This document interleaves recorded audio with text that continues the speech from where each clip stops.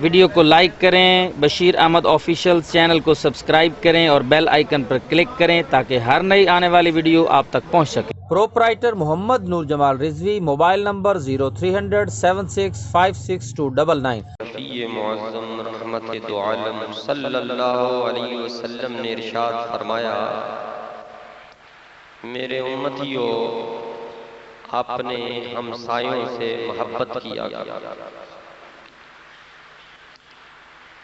پھر اصول بھی بتا دیا کہ محبت کیسے ہوتی ہے۔ آپ صلی اللہ علیہ وسلم نے فرمایا، جو تمہارے پڑوس میں رہنے والے ہیں ان کو ہدیہ بھیجا کرو، تحفے بھیجا کرو، گفٹ بھیجا کرو۔ تحفے تحائف دینے سے محبت بڑھتی ہے۔ پھر یہ بھی بتا دیا کہ میرے امتیوں ضروری نہیں کہ وہ بڑا بیش قیمت گراں قدر کوئی انمول تحفہ ہو، نہیں، فرمایا جو کچھ گھروں میں تم پکاتے ہو خواہ وہ معمولی چیز ہی کیوں نہ ہو وہ بھی بھیج دیا کرو، اس سے بھی محبت بڑھتی ہے۔ حضرت ابو ذر رضی اللہ تعالیٰ عنہ کو نام لے کر فرمایا، اے ابو ذر جب شوربے والی ہنڈیا پکے پانی زیادہ ڈال لیا کرو۔ یا رسول اللہ کیوں؟ فرمایا ہمسایوں جتنے ہیں ان کو بھیج دیا کرو، اس سے محبت بڑھے گی۔ اب دیکھو بظاہر شوربے کی کوئی قدر نہیں ہے، ممکن ہے کہ جس کے گھر میں بھیجا جا رہا ہے وہ اس کو حقیر جانے کہ کیا اس نے یہ پانی بھیج دیا ہمارے گھر میں۔ اور اس سلسلہ میں بھی اسلام نے ہماری رہنمائی فرمائی۔ آقا کریم علیہ السلام نے اسپیشل یہ بیماری عورتوں کو ہوتی ہے، حضور نے عورتوں کو نومینیٹ کر کے حضور نے بیان فرمایا، میری امتنیوں، اے میرے امتیوں کی بیویوں، سنو، تم میں سے کوئی پڑوسن اپنی کسی پڑوسن کے لیے کسی چیز کو حقیر نہ سمجھے۔ کوئی پڑوسن تم میں سے اپنی کسی پڑوسن کی کسی چیز کو حقیر نہ سمجھے، بلکہ وہ چیز آقا کریم علیہ السلام نے بیان ہی کر دی جس کو حقیر سمجھا جاتا ہے۔ فرمایا اگر تمہارے گھر میں کوئی بکری کی کھر بھیج دے تو اسے بھی حقیر نہ جانا۔ اب بتاؤ کھر کی کوئی قیمت ہے، اس کی کوئی ویلیو، کوئی قدر، کوئی کسی کام آتی ہو، وہ کھر کو تو ویسے ہی پھینک دیا جاتا ہے کوڑے میں۔ سرکار نے فرمایا اتنی گھٹیا چیز بھی تمہارے گھر میں کوئی گفٹ بھیج دے اسے حقیر نہ جانا، پڑوسی کو نہ بھیج دیا گیا۔ اسی حدیث سے یہ بھی سبق ملتا ہے کہ حقیر سمجھ کر اپنی بچی کچی ہوئی چیز جو بالکل گئی گزری ہے سمجھتا ہے کہ میرے کسی کام کی نہیں، سرکار نے اشارہ منع کر دیا کہ تم بھی جو ہے اس کو حقیر سمجھ کر اپنے پڑوسی کو نہ بھیجا کرو۔ اور اگر بھیج دیا کسی نے تو سرکار نے فرمایا دل رکھنے کے لیے اس کو قبول ہی کر لیا جائے۔ سرکار دو جہاں صلی اللہ علیہ وسلم ارشاد فرماتے ہیں کل قیامت والے دن بہت سارے ایسے پڑوسی ہوں گے کہ انہوں نے اپنے پڑوسی کا دامن پکڑا ہوا ہوگا، اللہ کی بارگاہ میں مقدمہ لے کر آئے گے، اے اللہ اس میرے پڑوسی نے دنیا کے اندر اپنا دروازہ میرے لیے بند کر رکھا تھا۔ بھائی دروازے تو بند ہی ہوتے ہیں، یہ تو نہیں نہ کھلے رکھے بھائی جو مرضی آئے پڑوسی آ جائے، نہیں، اس سے مراد کیا تھی؟ اللہ پاک کی بارگاہ میں جب یہ مقدمہ ہوگا تو بندہ عرض کرے گا مولا یہ معمولی برتنے کی چیزیں بھی نہیں دیتا تھا۔ فرمایا انہی لوگوں کے لیے میں نے کہا تھا وَيْلٌ لِّلْمُصَلِّينَ الَّذِينَ هُمْ عَنْ صَلَاتِهِمْ سَاهُونَ الَّذِينَ هُمْ يُرَاءُونَ وَيَمْنَعُونَ الْمَاعُونَ۔ ان لوگوں کے لیے تباہی، بربادی اور ہلاکت ہے جو معمولی برتنے کی چیزیں بھی اپنے مسلمان بھائیوں کو نہیں دے دیتے۔ ان احادیث سے ہمیں یہ سبق ملتا ہے کہ جہاں تک جیسے بھی ممکن ہو اپنے پڑوسی کو خوش رکھا جائے، بلکہ اگر اس کی طرف سے کوئی اذیت پہنچتی ہے، تکلیف پہنچتی ہے تو پھر انسان صبر سے کام لے، انشاءاللہ قیامت والے دن اس کا اجر ملے گا۔ انما یوفی الصابرون اجرہم بغیر حساب، بے حد و حساب جو ہے اللہ پاک ایسے اپنے بندے کو اجر عطا فرمائے گا۔ دیکھیے صحابہ کرام رضوان اللہ تعالی علیہم اجمعین کا عمل اور ہم اپنے عملوں کو دیکھیں۔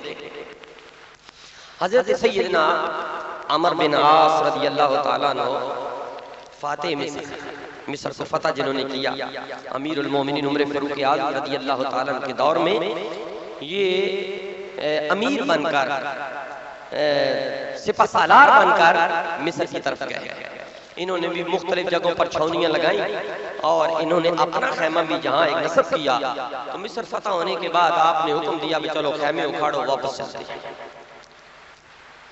آپ کا خیمہ جب اکھاڑنے لگے تو سپاہیوں نے عرض کیا حضور خیمے کی چھت کے اوپر کبوتری نے اپنا جو ہے وہ گھونسلہ بنایا ہوا ہے اور اس نے تو انڈے دے رکھے ہیں، کیا حکم ہے؟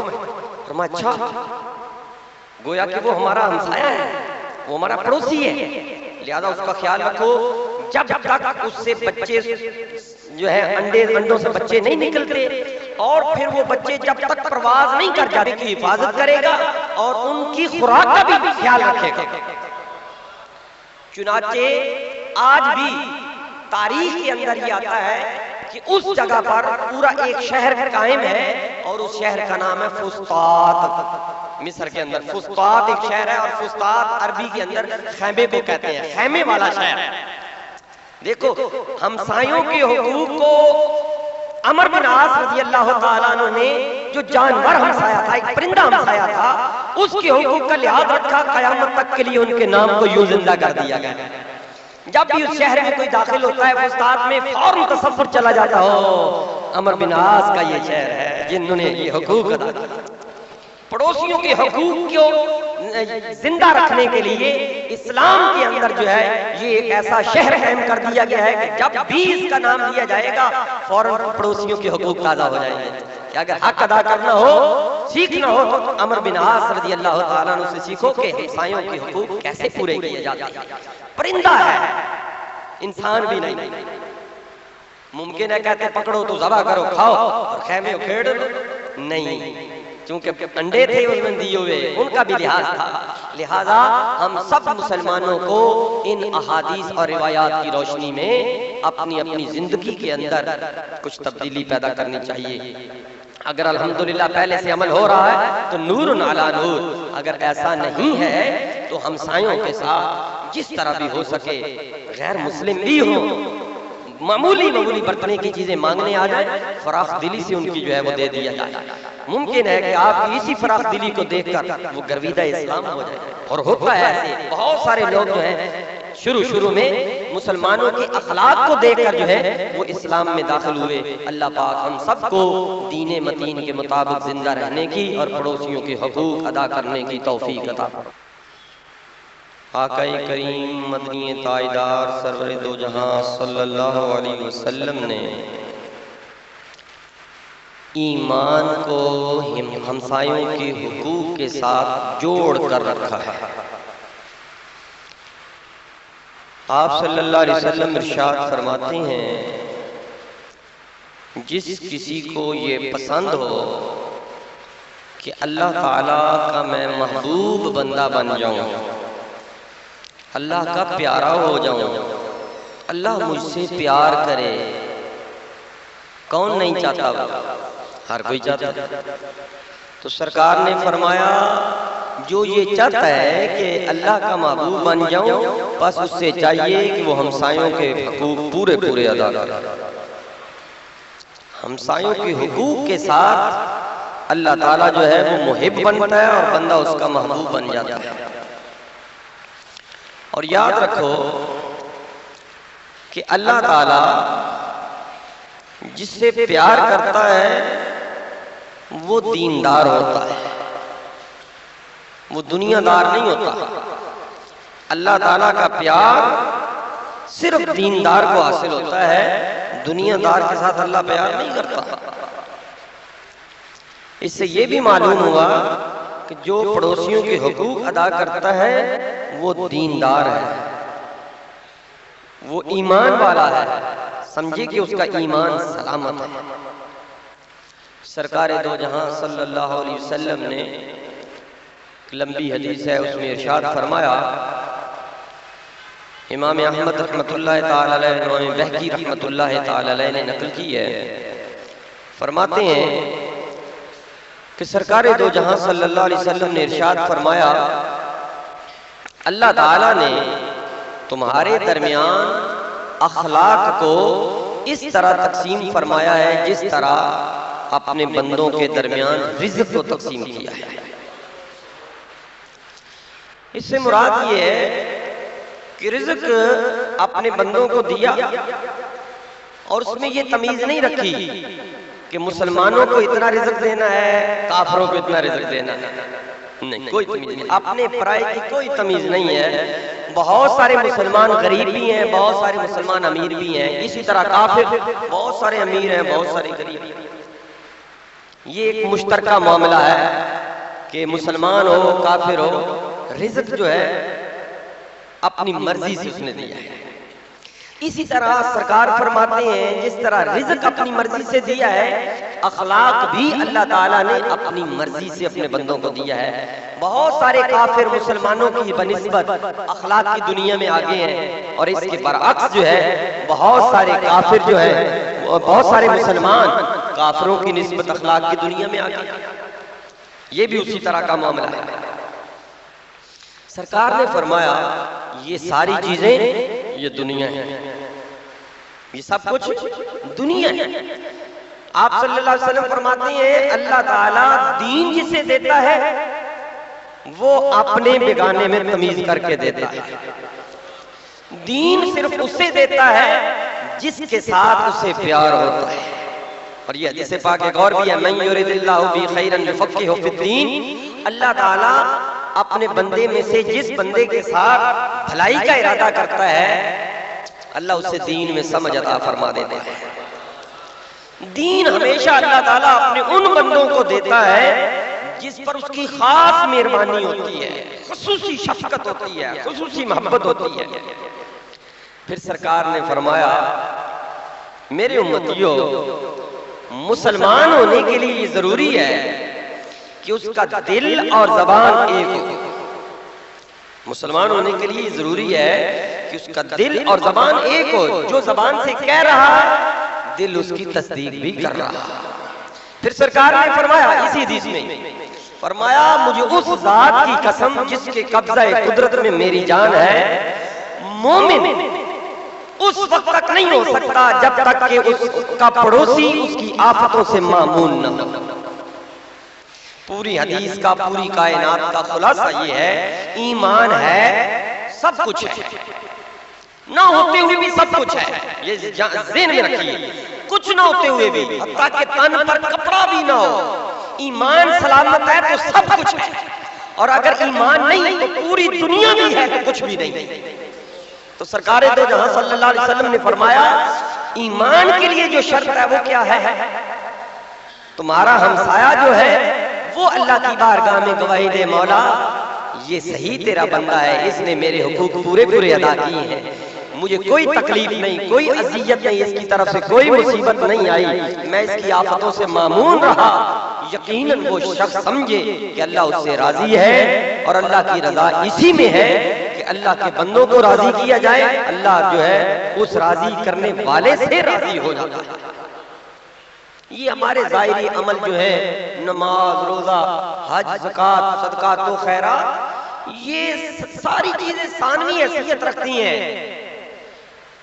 بندے بات سمجھتے ہیں کہ بس میری عبادت جو ہے یہ مجھے جنت میں لے جائے گی، میں نے کبھی جو ہے نماز چھوڑی نہیں، قضا ہی نہیں کی، بڑی نمازیں پڑھتا ہوں، بلکہ تہجد کے وقت تہجد بھی پڑھتا ہوں، اس لیے یہ چیزیں مجھے جنت میں لے جائیں گی۔ پتہ نہیں اللہ پاک تمہاری یہ باتیں قبول کرے کہ نہ، یہ تو اللہ کے اور بندے کا معاملہ ہے۔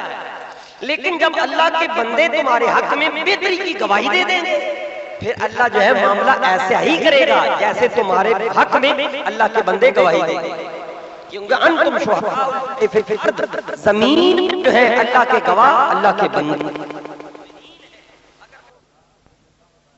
رسول اللہ صلی اللہ تعالی علیہ وسلم، ہمارے محلے میں ایک عورت ہے، بڑی نیک، بڑی پارسا، نفلی عبادت بڑی کرتی ہے، شب بیداری میں رہتی ہے، یا رسول اللہ دن کو روزہ بھی رکھتی ہے۔ اچھا، لیکن یا رسول اللہ یہ سب کچھ کرنے کے باوجود ایک خرابی ہے اس میں، وہ کیا؟ عرض کہ یا رسول اللہ زبان کی چرب زبان ہے، جب بولتی ہے تو محلے والوں کو اذیت ہوتی ہے، تکلیف ہوتی ہے کہ یہ ایسا کیوں بولتی ہے، زبان سے بس تکلیف دیتی ہے۔ سرکار نے فرمایا ایسی عورت جہنم میں جائے گی۔ اندازہ کیجیے، یہ بخاری شریف کے امام بخاری نے اس کو نقل کیا، ایسی عورت جہنم میں جائے گی۔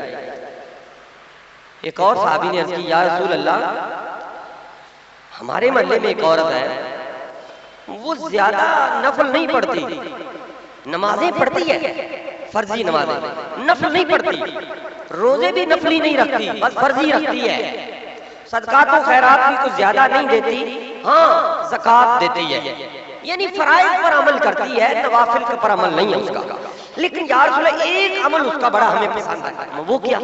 عرض کی یا رسول اللہ اس کی زبان میں اتنی مٹھاس اور شیرینی ہے کہ جب بھی اس کے پاس سے کوئی چھوٹا گزرے بیٹا کہہ کر بلاتی ہے، شفقت سے ہاتھ پھیرتی ہے، اور جو ہے گفتگو میں اپنا گرویدہ کر لیتی ہے۔ سرکار نے فرمایا یہ عورت جنت میں جائے گی۔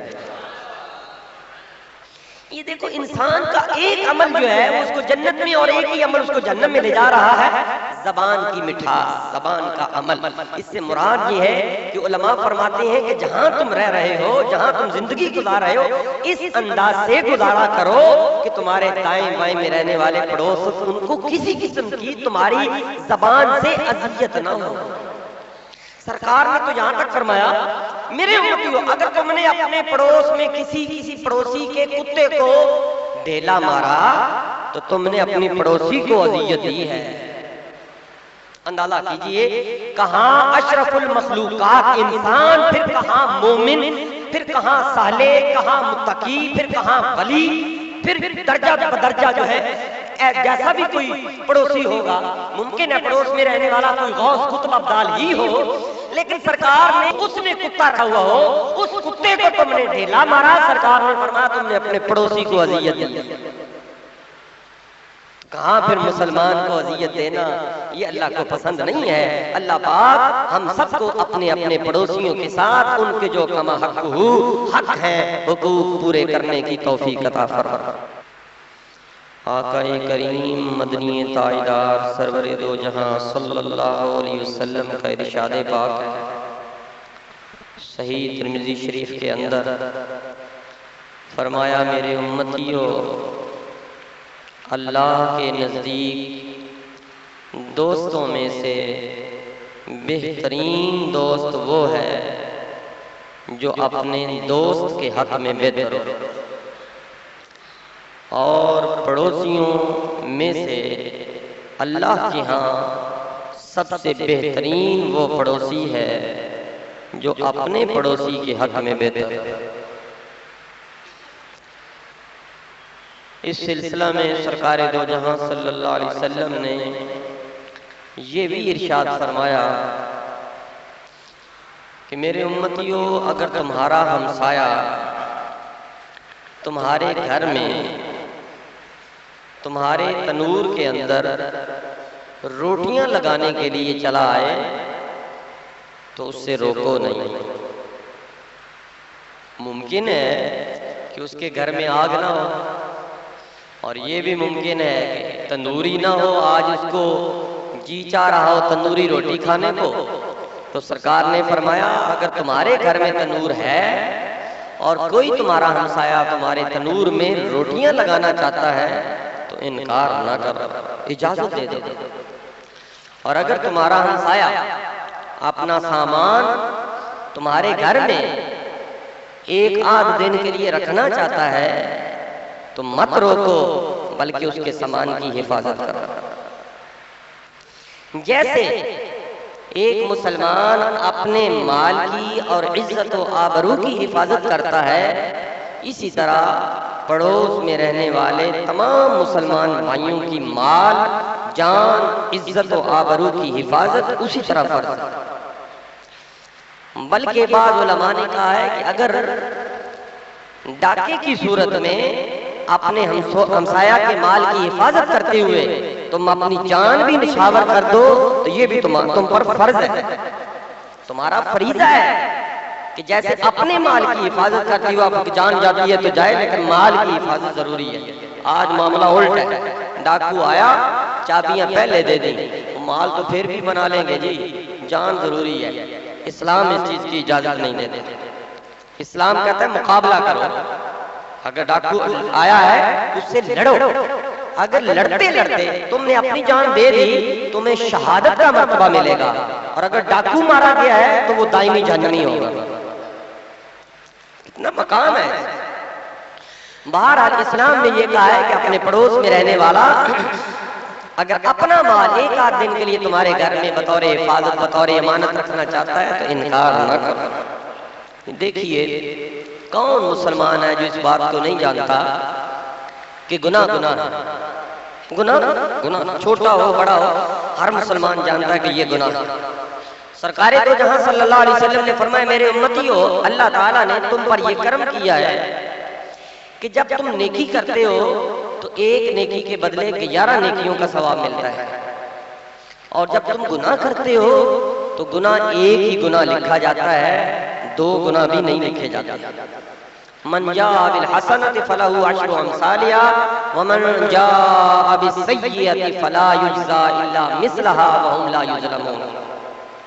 اب آئیے اس سے ہٹ کر دیکھیے، دنیا کے کسی کونے میں انسان کوئی گناہ کرے، اصول اللہ کا یہی ہے، نیکی کے 11 گناہ اور گناہ ایک۔ لیکن سرکار دو جہاں صلی اللہ علیہ وسلم فرماتے میرے امتیوں، اگر کوئی میرا امتی جہاں رہتا ہے وہاں اپنے ہمسایہ میں رہتے ہوئے کسی پڑوسن کے ساتھ زنا کرتا ہے تو سرکار نے فرمایا 10 مرتبہ زنا کرنے سے بڑھ کر یہ جرم ہے۔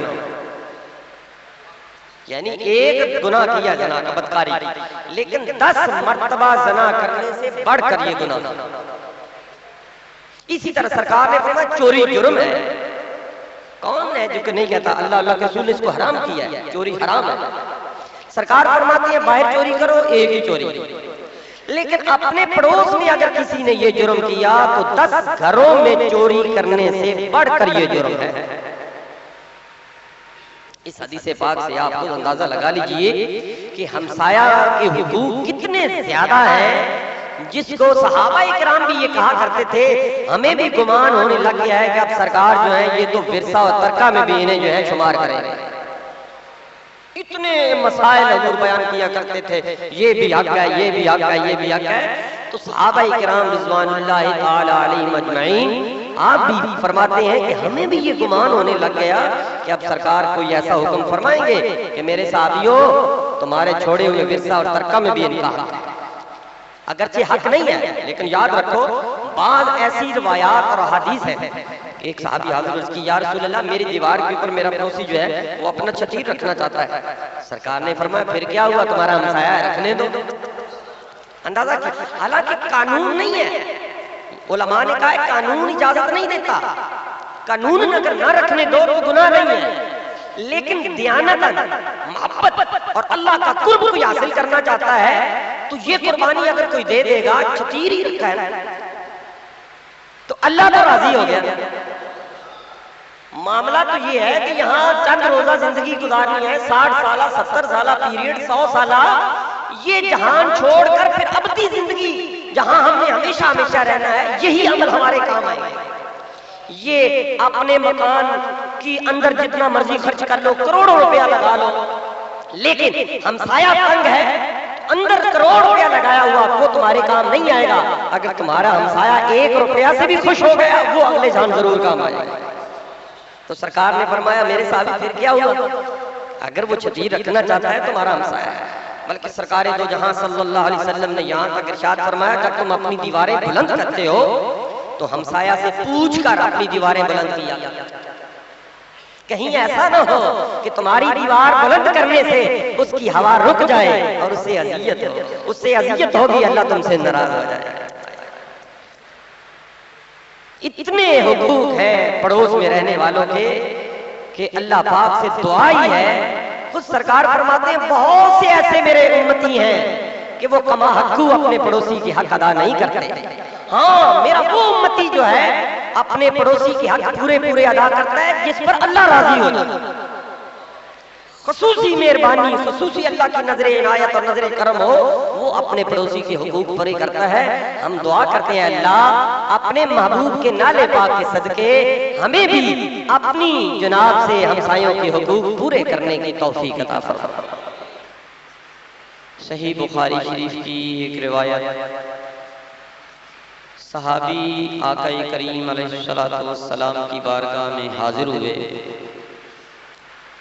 عرض کیا یا رسول اللہ صلی اللہ تعالی علیہ وسلم، میں اپنے پڑوسی سے بہت تنگ ہوں. آپ صلی اللہ علیہ وسلم نے فرمایا جاؤ صبر کرو. چند دن گزرنے کے بعد پھر وہی صحابی تشریف لائے، عرض کیا یا رسول اللہ پہلے سے بھی زیادہ تنگ ہوں. آپ صلی اللہ علیہ وسلم نے فرمایا جاؤ صبر کرو. چند دن گزرنے کے بعد تیسری مرتبہ وہی صحابی پھر حاضر ہوئے، عرض کیا یا رسول اللہ وہاں رہنا اب 2 بار ہو گیا ہے، بہت مشکل ہے گزارا. آقا کریم علیہ السلام نے فرمایا جاؤ اپنے گھر کا سارا سامان نکال کر گھر کے باہر رکھ دو، اور تم سے گزرنے والا جو کوئی پوچھے کہ سامان کیوں نکالا تو اپنی منشا جو ہے وہ آرزو بیان کر دینا. چنانچہ سامان باہر نکالنے پر ہر گزرنے والا اس سے پوچھتا تم نے سامان کیوں نکالا ہے؟ فرمایا اس سے تنگ بڑا آ گیا ہوں، سوچتا ہوں کہیں چلا جاؤں. تو جو بھی ملنے والا اس کا تھا وہ اسے باہر بلاتے، اسے ملامت کرتے کہ ارے بندہ خدا تو کیوں اس کو تنگ کرتا ہے، تیرا ساتھی ہے، ہمسایہ ہے. وہ بڑا شرمندہ ہوتا، بالآخر تنگ آ کر جب شام ہوئی تو اسے کہنے لگا خدا کی قسم اب آئندہ میں تمہیں تنگ نہیں کروں گا، اپنا سامان کر لے. تو آقا کریم علیہ السلام نے یہ ایک نکتہ بیان کیا کہ جب کوئی زیادہ ہی تنگ آ جائے تو اس جس سے تنگ آئے ہوئے ہو اس کو برا بھلا ڈائریکٹ کہنے کی بجائے یہ ایسا حل کر لیا کرو، سامان باہر نکالو اور جو کوئی پوچھے کیوں نکالا ہوا ہے، کیا وجہ ہے تو بتاؤ کہ میں اس سے تنگ آیا ہوں. پھر وہ گزرنے والے اس سے جو ہے وہ ملامت کریں گے اور وہ اپنے رویہ سے باز آ جائے گا. بہرحال 2 مرتبہ تو سرکار نے فرمایا کہ صبر کرو. یہ اس وقت ہے جب صبر کا پیمانہ لبریز ہو جائے، اس وقت ایسا عمل کیا جائے اور جہاں تک ممکن ہو سکے اپنے پڑوسی کی زیادتیوں اور اذیتوں سے صبر ہی کرے. بلکہ علماء کرام ارشاد فرماتے ہیں، امام غزالی رحمت اللہ تعالی علیہ جیسی ہستی کہ نہ کے ساتھ حسن سلوک سے پیش آئے، وہ زیادتی کرے تم اس کے ساتھ.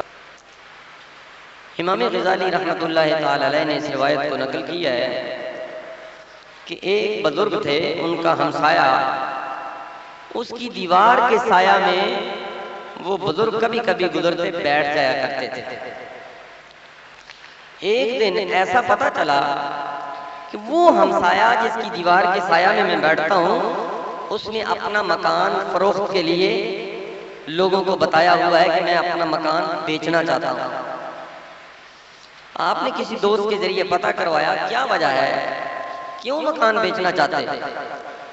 تو اس نے بیان کیا میں مقروض ہوں تو میرے پاس اور کوئی ذریعہ نہیں ہے، اس لیے مکان بیچ رہا ہوں.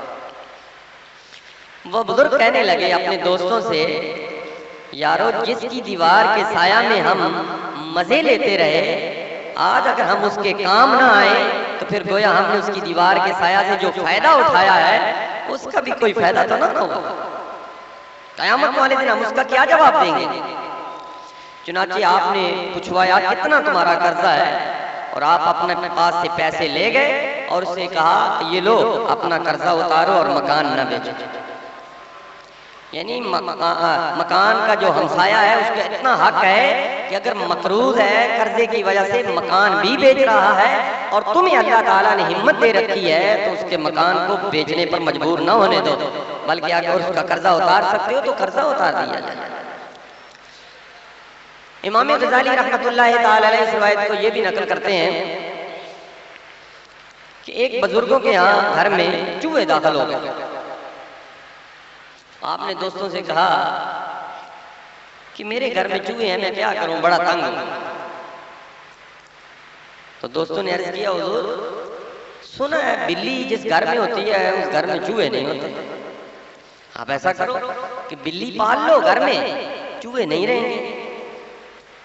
آپ نے فرمایا بھائی وہ بلی کی وجہ سے چوہے کدھر چلے جائیں گے؟ دوستوں نے عرض کیا حضور اس گھر سے بھاگ جائیں گے، اس گھر میں نہیں رہیں گے، یا بلی کھا جائے گی۔ اگر بلی نہ کھائے تو بلی کی صرف دیکھنے سے ہی چوہے جو ہوتے ہیں وہ بھاگ جاتے ہیں۔ آپ نے فرمایا بھاگیں گے کہاں؟ وہ دائیں بائیں جائیں گے نا، یا میرے دائیں ہمسایوں کے گھر چلے جائیں گے یا بائیں کے ہمسایوں کے گھر میں چلے جائیں گے۔ تو اللہ کے رسول نے فرمایا ہے وہ شخص مومن ہی نہیں جو اپنے لیے جو پسند کرتا ہے وہ اپنے مومن کے لیے پسند نہ کرے۔ میں تو یہ پسند نہیں کرتا کہ میرے گھر سے چوہے بھاگ کر میرے ہمسایوں کے گھر میں چلے جائیں، میں نہیں، بلی نہیں کرتا۔ یعنی تقویٰ کی انتہا ہے کہ اور حقیقت بھی یہی ہے کہ اگر ہر مسلمان یہ سوچنے لگ جائے کہ جو چیز میں اپنے لیے پسند کرتا ہوں وہی اپنے بھائی کے لیے پسند کروں، یقین جانو کہ ایک ایسا معاشرہ دنیا کے اندر قائم ہو جائے کہ اس کی نظیر جو ہے پوری کائنات میں نہ ملے۔ اور اسلام اسی بات کا مقتضی ہے، اسلام یہی چاہتا ہے، اور اسلامی معاشرہ کہتے بھی اسے ہی ہیں کہ ہر مومن اپنے لیے جو پسند کرتا ہے وہی شے اپنے مومن بھائی کے لیے پسند کرتا ہے۔ لہذا یہ جتنی گفتگو آپ نے سماعت فرمائی ہمسایوں کے حقوق کے ضمن میں، اس کا خلاصہ یہ ہے کہ ہر مسلمان کو چاہیے کہ اپنے ہمسائے کے ساتھ لمبی گفتگو نہ کرے۔ یہ بھی ذہن میں رکھیں، یہ علماء کرام نے نچوڑ نکالے ہیں۔ لمبی گفتگو سے اپنے عیوب جو ہوتے ہیں وہ دوسروں پر ظاہر ہو جاتے ہیں۔ اپنے ہمسایوں کے ساتھ لمبی گفتگو نہ کرے، رنج و علم میں ان کا کبھی بھی ساتھ نہ چھوڑے۔ کوئی مصیبت آ جائے تو ہمدردی کرے، اگر کوئی فوتگی ہو جائے جا کر تعزیت کرے، اور اگر انہیں کوئی خوشی ملے تو مبارکباد پیش کرے۔ چھتوں پہ چڑھ کر دائیں بائیں آنکھ جھانک نہ کرے، اور ہمسایہ جو اپنے گھر میں چیز لے کر جا رہا ہے ٹک ٹکی باندھ کر نہ دیکھے آج آم جا رہے ہیں، آج اتنا گوشت جا رہا، نہیں، اپنے کام سے غرض رکھو، وہ جو چیز لے جاتا ہے اس کی طرف آنکھ جھانک نہ کرو، نظر ٹکا کر نہ دیکھو، اور اپنے ہمسایہ کے اہل خانہ بیوی ہوں یا ان کی بچیاں ہوں ان سے شرم و حیا کی وجہ سے نظریں نیچی رکھے، اور اگر فوت ہو جائے تو ان کے جنازہ میں شامل ہو۔ الغرض جس قسم کی بھی ہمسایہ کو ضرورت ہو اس کی ہر ضرورت کو مسلمان پورا کرنے کی کوشش کرے۔ اللہ پاک ہم سب کو ہمسایوں کے حقوق کما حقہ ادا کرنے کی توفیق